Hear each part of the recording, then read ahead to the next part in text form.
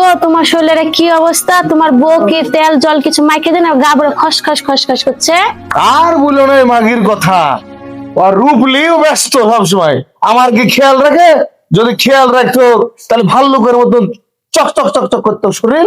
তুমি কোনো চিন্তা করো না, এখন আমি চলে এসছি না, যত্ন তোমার আমিই করব। ওকে। নিজের কাজ দেখেছো?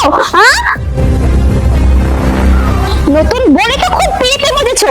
বাড়িতে যে কোনো বাজার নাই সেখানে আছে তোমার? আছে কোনো মা? যাও আগে বাজার করে নিয়ে এসো। এই যে মহারানী, আপনি বসে বসে এখানে কি করছেন? যান গিয়ে ব্যাগটা দিয়ে রান্নাটা চাপিয়ে আমাকে উদ্ধার করেন।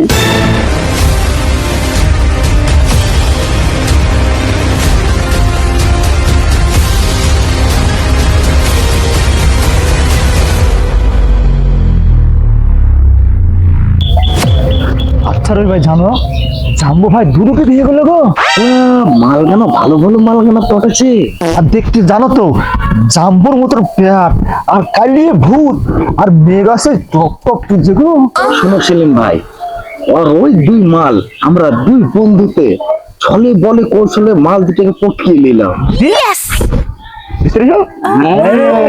তাহলে রবি ভাই বেশি দেরি করা যাবে না, দুই না যাই আর বাড়ি দেখে দুই গেট থেকে সুন্দর ভাবে ফিল্ডিং মারবো। চলো তাহলে যাই, তোমার বুদ্ধিটা জম্বর হইল তো।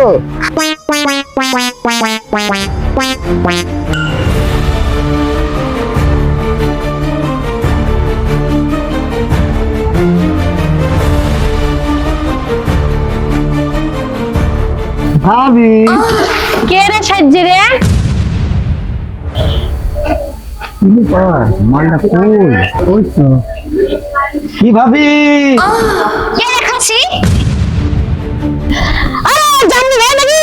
আমি তো তোমাকে বলছিলাম জানো ভাই, একটা তাজা খবর আছে। হ্যাঁ রে, কি খবর রে বল আমাকে।